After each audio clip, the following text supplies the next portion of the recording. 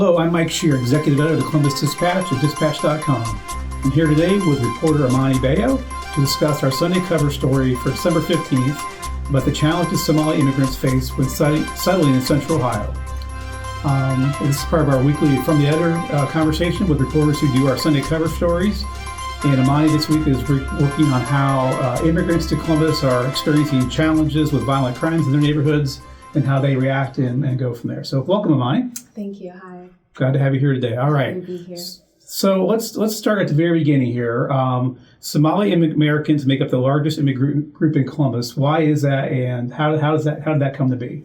Yeah, so Somali immigrants kind of started coming to the United States around the 90s, and it is very much a part of their culture to be stratified in one area and to all kind of live together. So Columbus had the space and availability for it. So we're the second most populated state with Somali immigrants, Minnesota being the first. And yeah, that's kind of how that happened. Okay.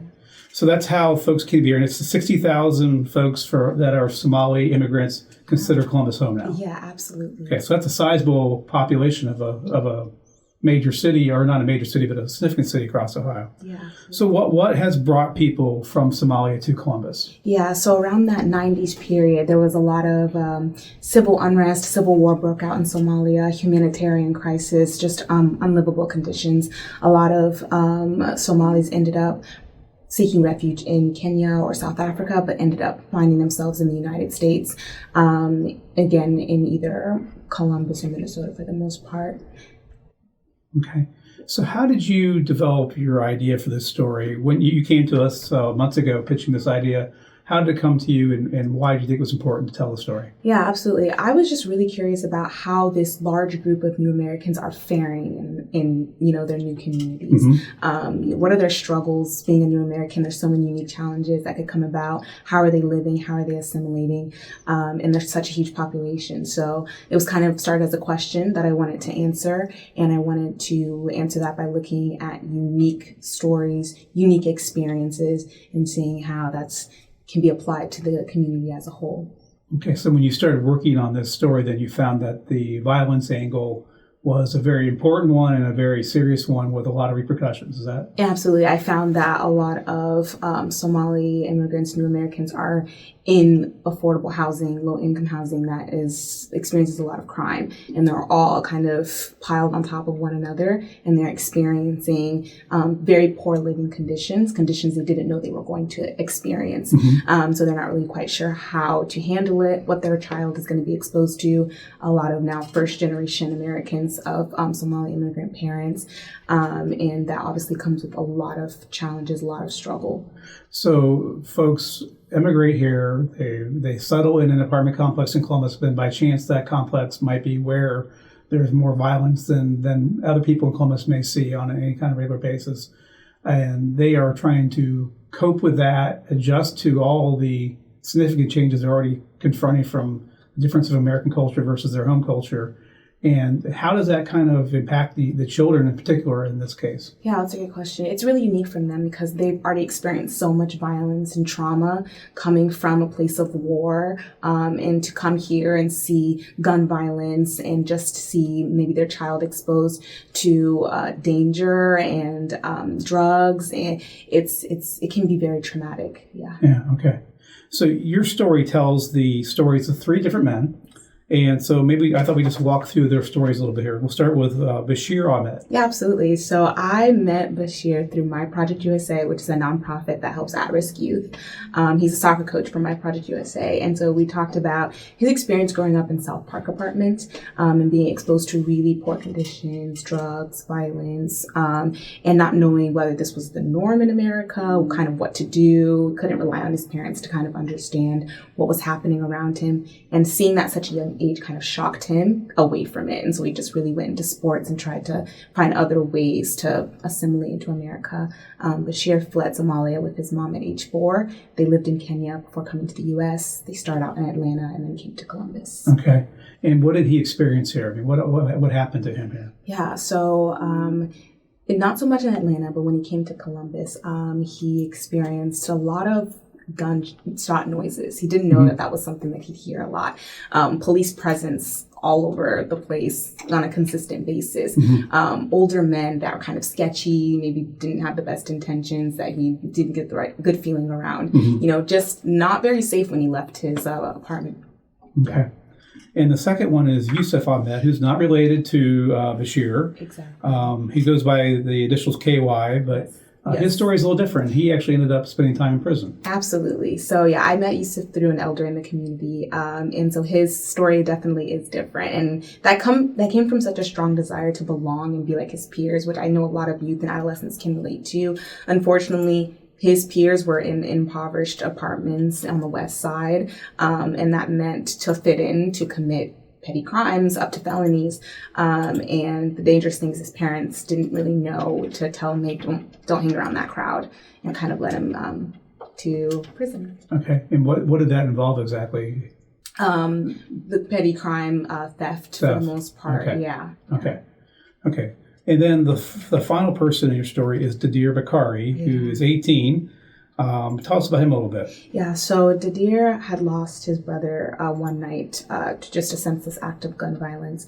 Unfortunately, he had been exposed to this on a consistent basis, losing cousins, distant friends, peers to the exact same thing, gun violence. And so he had been numb to it, honestly, when he heard about his brother that night. And kind of still is the way that he's described it to me, which is really unfortunate. And he comes from the West Side of Columbus as well. But that experience has kind of veered him away from that lifestyle and has gotten him involved in organizations like My Project USA.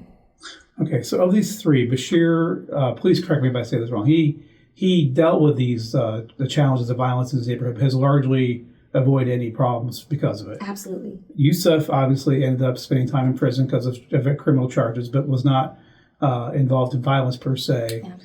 And then Dadir lost his brother to gun violence in one of these neighborhoods, which was in Wedgwood Village. Yes. Okay. So, what did you learn from talking to these three men about this issue? What impressions were you left from talking to them? What I kind of from all of them I understood was that there was a really strong desire to fit in as a new American and find your place in this new environment, and essentially couldn't rely on your parents for any type of help or guidance with that.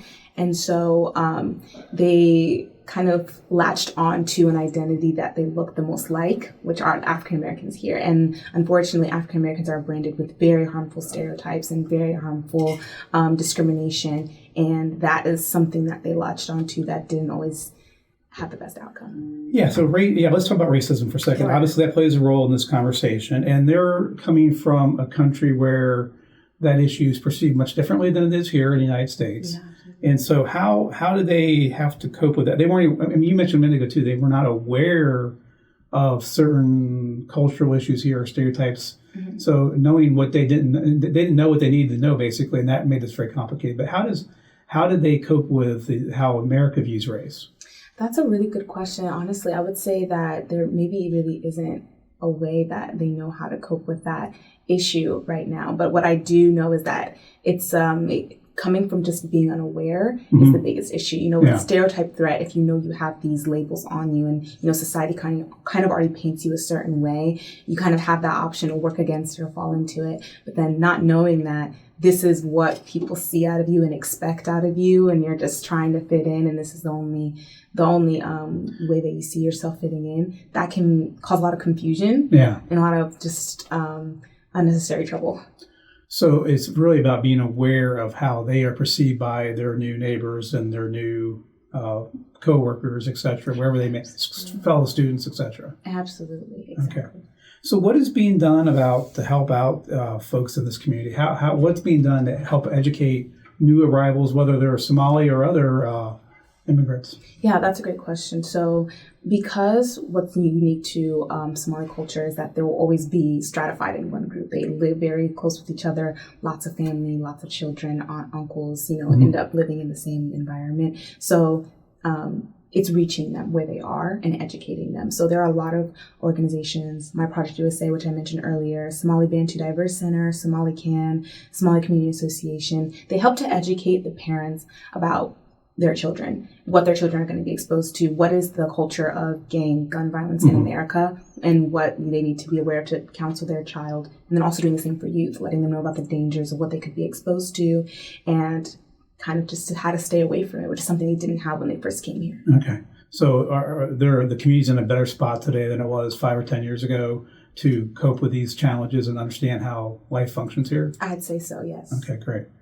All right. Another part of this, too, is the apartment complexes. We reported a few months ago that was it 26% of the homicides in 2024 occurred in apartment complexes inside the city of Columbus, which is a significant number of crimes, especially deadly crimes. And how are folks, is the Somali community still living in these complexes, or have they been able to move on and find better places to live? That's a great question. I would say yes and no. Okay. So for my sources, I know Bashir did end up leaving his neighborhood, and so did Yousef. I believe Dadir still lives in the neighborhood that he grew up in. So it's kind of a game of a little bit of both. So you stay in the area, and I guess you could say there's been improvement, but the longer you stay in the area, you kind of become privy to what it is, and so you can kind of learn to stay away from certain things and teach your children. But then on the other hand, kind of leaving and finding better for yourself in the way that Americans here know where to look and where to avoid when they're trying to find a place to live. That's kind of what the situation is like now. All right. Well, thank you, Maya. I'm looking forward to your story being in the paper on Sunday and online at dispatch.com.